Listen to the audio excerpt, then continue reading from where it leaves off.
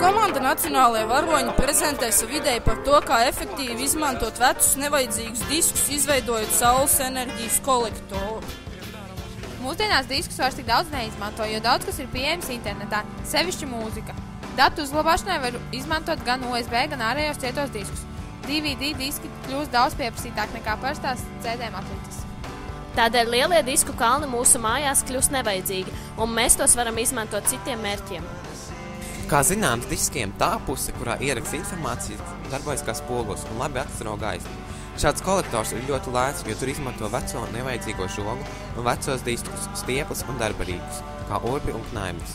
Tādējādi visas sastāvdaļas tiek otrreizē izmantotas. Ja izveidotu šādus kolektoru prototipus un izvietotu, piemēram, uz mājas jumta, tad saules enerģiju varētu sakoncentrēt uz nelielu saules baterijas laukumu, tādējādi palielinot tās efektivitāti.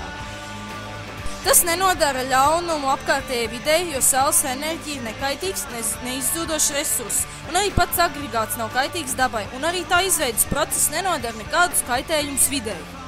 Šis agregāts ir noderīgs, jo tagad, krīzes laikā, ar to var ietaupīt gan enerģiju, gan naudu.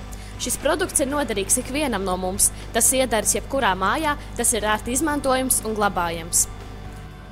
Mūsu izveidotais prototips atstaro tikpat gaismas kā uz saules paneļa virsmas, tādējādi pareizi izvietojot ar dubultot enerģiju no viena saules paneļa. Tas ir gan no saules gaismas enerģijas, gan no disku atstarotās saules enerģijas.